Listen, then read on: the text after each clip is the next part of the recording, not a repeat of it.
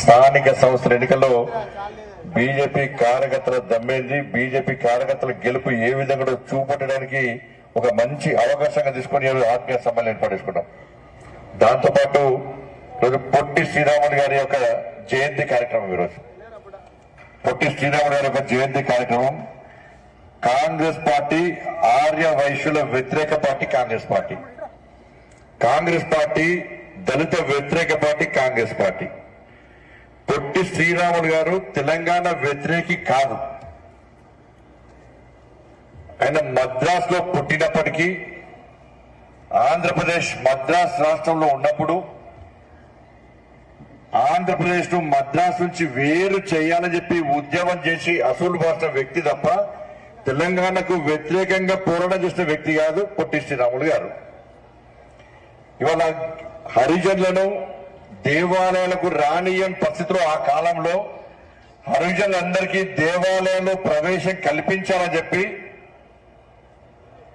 దీక్షలు చేసినటువంటి గొప్ప వ్యక్తి పొట్టి శ్రీరాములు గారు. ఇలా మహాత్మా గాంధీ గారిని ఒప్పించి హరిజనులకు దేవాలయంలో ప్రవేశం కల్పించాలని చెప్పి శాసనం చేసిన గొప్ప వ్యక్తి పొట్టి శ్రీరాములు గారు. వాళ్ళ గాంధీ మహాత్ముడే చెప్పాడు. పొట్టి శ్రీరాములు గారు ఎమర్జెన్సీ అప్పుడు ఉద్యమ స్వాతంత్ర పోరాటంలో 3 సార్లు జైలుకు వెళ్ళాడు. ఆంధ్ర రాష్ట్రం కోసం ఉద్యమం చేసిన వ్యక్తితో పాటు ఈ దేశం కోసం దేశం యొక్క స్వాతంత్ర సమరంలో పోరాటం చేసిన వ్యక్తి పొట్టి శ్రీరాములు గారు. గాంధీ మహాత్ముడే చెప్పారు. పొట్టి శ్రీరాములు గారు వ్యక్తి అటువంటి వ్యక్తి, ఇటువంటి పొట్టి శ్రీరాములు గారి వ్యక్తులు ఒక 10 మంది ఉంటే 1 సంవత్సరం ముందే స్వాతంత్రం వచ్చేదని చెప్పారు. వాళ్ళు గాంధీ మహాత్ముడే చెప్పాడు. అటువంటి గొప్ప వ్యక్తి, మరి అటువంటి గొప్ప వ్యక్తి తెలుగు విశ్వవిద్యాలయం పేరు పొట్టి శ్రీరాములు గారి పేరు ఉంటే ఆయన ఆంధ్ర రాయలసీమ అని చెప్పి మన రాష్ట్ర ముఖ్యమంత్రి గారు ఆయన పేరు తీసేసి సురవరం ప్రతాపరెడ్డి గారి పేరు పెట్టాడు. నిజంగా సురవరం ప్రతాపరెడ్డి గారు చాలా గొప్ప వ్యక్తి, గొప్ప రచయిత, తెలుగు భాషను ఉద్ధరించిన వ్యక్తి, మంచి జర్నలిస్ట్. దాన్ని ఏం అనుమానం లేదు. నిజంగా ఆయన ఎక్కడున్నా ఆయనే బాధపడతాడు రేవంత్ రెడ్డి గారి నిర్ణయం వల్ల. అరే పొట్టి శ్రీరాములు గారి పేరు చేసి నా పేరు పెడతారా అని చెప్పి ఆయనే బాధపడతాడు. నేనేమంటున్నా రేవంత్ రెడ్డి గారిని, మనం అంత అంటున్నాం కదా, ఎన్టీ రామారావు చాలా గొప్ప వ్యక్తి. మరి ఎన్టీ రామారావు ఆంధ్ర రాయలసీమ సంబంధించిన వ్యక్తి, మరి ఎన్టీ రామారావు పేరు చేస్తావా? కాసు బ్రహ్మానంద రెడ్డి ఆంధ్ర సంబంధించిన వ్యక్తి, ఆయన స్టేట్ ఆయన పేరు చేస్తావా? నీలం సంజయ్ రెడ్డి గారు ఆంధ్ర సంబంధించిన వ్యక్తి, మరి ఆయన పేరు చేస్తావా? మరి దమ్ముందా? తీసేసే దమ్ము నీకుందా? అంటే వాళ్ళకొకరు పొట్టి శ్రీరాములు ఒకరు కూడా. పొట్టి శ్రీరాములు గారు అసలు తెలంగాణ వ్యతిరేకి కాదు, తెలంగాణ ఉద్యమం అప్పుడు లేదు. ఆ సమయంలో ఆయన మద్రాసులో ఉన్నటువంటి ఆంధ్ర రాష్ట్రాన్ని వేదికని మాత్రమే చెప్పాడు. ఇవాళ అటువంటి గొప్ప వ్యక్తి అలా ఆర్య వైశ్యులకే కాదు, ఆర్య వైశ్యులు ఆరాధ్య దైవంగా భావించినటువంటి పొట్టి శ్రీరాములు గారు ఒక స్వాతంత్ర సమర యోధుడు, స్వాతంత్ర్యం కోసం జైలుకున్న వ్యక్తి. అటువంటి వ్యక్తిని అవమానపరిచే విధంగా, ఆర్య వైశ్య సమాజాన్ని అవమానపరిచే విధంగా ఇవాళ రేవంత్ రెడ్డి గారు వివరించిన తీరు వాళ్ళ హిందూ సమాజం, ఆర్య వైశ్య సమాజం కానీ ప్రతి భారతీయుడు ఇలా గ్రహించాల్సిన అవసరం ఉంది. ఇంత ఘోరం అన్న అంటే ఆయన అనుకుంటే ఒకటి, ఆయన అనుకుంటే ఒకటి. అసలు ఆయన పద్ధతి ఎట్లుందో ఇప్పటికీ అర్థమవుతలేదు. రేవంత్ రెడ్డి గారి పాలసీ ఏంది, నీ ఆలోచన ఏంది? కాబట్టి భారతీయ జనతా పార్టీ రాష్ట్ర ముఖ్యమంత్రి గారి నిర్ణయాన్ని మేము తీవ్రంగా వ్యతిరేకిస్తున్నాం. ఆర్య వైశ్యులను, హరిజనులను ఇది అవమానించినట్టే. ఇవాళ నీకు దమ్ముంటే నేను చేసిన సవాలు స్వీకరించే దమ్ము నీకుందా రాష్ట్ర ముఖ్యమంత్రి గారు చెప్పాలి. కాబట్టి ఇటువంటి పరిస్థితి మంచిగా స్వాతంత్ర సమాజంలో స్వాతంత్ర సమాజంగా గుర్తించాలి అన్న వ్యక్తి ఏ రాష్ట్రమా, ఈ రాష్ట్రం కూడా, ఆ రాష్ట్రం కూడా, ఈ కుల కూడా, ఆ కుల కూడా ముఖ్యం కాదు. ఈ దేశం కోసం, ఈ సమాజం కోసం, ఈ ధర్మం కోసం ఎవరైతే ప్రాణత్యాగం చేశారో వాళ్ళను స్ఫూర్తిగా తీసుకొని రాబోతులకు స్ఫూర్తిగా ఉండాలని చెప్పి విగ్రహాలు పెడతాం.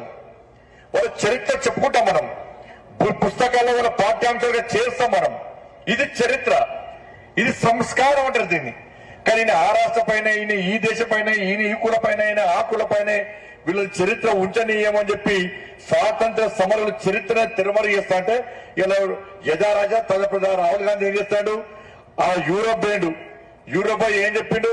యూరోప్ దేశం అట మన దేశంలో వ్యవహారంలో వాళ్ళు ఇన్వాల్వ్ అవ్వాలట. మీరు మా దేశంలో వ్యవహారంలో కూడా మీరు రండి, మీరు జోక్యం చేసుకోని చెప్పి రాహుల్ గాంధీ ఆలోచన చెప్తాడు. అంటే కాంగ్రెస్ పార్టీ విధానం అర్థం చేసుకోవాలి. మరి ఈ తెలంగాణ రాష్ట్రంలో ఇది దౌర్భాగ్యమైన పాలన ఉండదు. ఇక మన విషయానికి వస్తే గోపి గారు జిల్లా అధ్యక్షులు అయిన తర్వాత ఆవిడకు వచ్చి కలిసిండాను. నేనైతే ఏ గ్రూప్ కాదన్నా, నాది నరేంద్ర మోడీ గ్రూపు, నాది బీజేపీ గ్రూప్ నాది.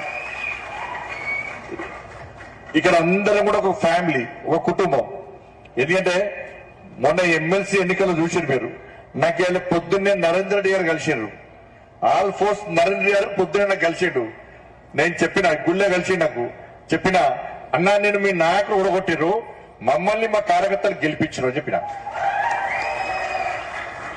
నిన్ను మీ నాయకులు ఊడగొట్టిరు, మమ్మల్ని మాత్రం మా కార్యకర్తలు ఎమ్మెల్సీలో గెలిపించరు. అవునా కాదా? ఏం పని చేసినా నా కార్యకర్తలు 25 ప్రభారి 50 ప్రభారి పేరుతోని ఒక్కొక్క కార్యకర్త గడ్డలు మీసాలు వేసుకొని 15-20 రోజులు దుమ్ము పనిచేసిన. పోలింగ్ రోజు ఒక్కొక్క బూత్ దగ్గర కార్యకర్తల సంఖ్య చూస్తే కాంగ్రెస్ వాళ్ళు బెంబెలెత్తిపోయారు. ఇక బీఆర్ఎస్ అడ్రస్ లేదు. ఉన్నారా బీఆర్ఎస్? ఇక్కడున్న యువరాజు, ఇక్కడ అన్న సిరిసిలో గొప్ప వ్యక్తులు, రాజన్న సిరిసిల్లాకి సంబంధించిన వ్యక్తులు చాలా గొప్ప వ్యక్తులు. నేను ఏదో మీటింగ్ అని మీ గురించి చెప్తా ఉంటాను నేను. ఎందుకంటే ఆ దరిద్ర పాలనలో, ఆ కుటుంబ పాలనలో ఇవాళ ఎన్ని ఇబ్బందులు పడ్డారు మీరు, ఎన్ని ఇబ్బందులు పడ్డారు. యువరాజు సిరిసిల్లకు వస్తే భారతీయ జనతా పార్టీ కార్యకర్తల దాటికి తట్టుకునే దమ్ము లేకుండా ఇలా పోలీసుల ద్వారా హౌస్ అరెస్టులు చేయించి బీజేపీ కార్యకర్తలు కేసులు పెట్టినటువంటి దౌర్భాగ్యపు ఘటనలు అప్పుడు జరిగినాయి. ఇలా నేను హోంమంత్రి అయినా ఎక్కడైనా మనం అరాచకం చేస్తున్నామా? ఎక్కడైనా ఎవరైనా బెదిరిస్తున్నామా? మనం గప్పెట్లున్నామో ఇప్పుడు గట్టి ఉంటాం. మనకి కొత్త కాదు కదా. ఇవాళ ఇక్కడ హనుమంతరావు ఉన్నారు, మన మట్ట వెంకటేశ్వర రెడ్డి గారు ఉన్నారు, ఇలా ఆడపు రవీంద్ర ఉన్నారు, లింగంపల్లి శంకర్ గారు ఉన్నారు. వీళ్ళందరూ కూడా అప్పుడు నక్సలైట్లు ఈ ప్రాంతంలో విచ్చలవిడిగా చెలరేగుతున్నప్పుడు, హత్యాకాండ చేస్తున్నప్పుడు, దౌర్జన్యాలు చేస్తున్నప్పుడు, దోచుకుంటున్నప్పుడు కూడా ఇవాళ వీళ్ళ నక్సలైట్లు వార్నింగ్ ఇచ్చారు వీళ్ళందరికీ. మా హనుమంతన్న విద్యాసాగర్ గారు ఇచ్చంపల్లి యాత్ర చేస్తే లాస్ట్ కు బార్డర్లకు పోయి అక్కడ గంగమ్మ మాత విగ్రహం తీసుకుపోయిన మెరుగమ్మతన్న తీసుకుపోయి అక్కడ రాత్రిపూట ప్రతిష్ఠిస్తుంటే నక్సలైట్లు వచ్చి బెదిరించారు. కానీ భయపడలే. నేను భారతీయ జనతా పార్టీ కార్యకర్తను, నేను ఈ గోదావరి మాత విగ్రహాన్ని ఇక్కడ పెట్టడానికి వచ్చిన, నన్ను సంపద చావడానికి సిద్ధంగా ఉన్నా అని చెప్పి ఆ రోజు హనుమంతరావు సవాల్ చేసిండు.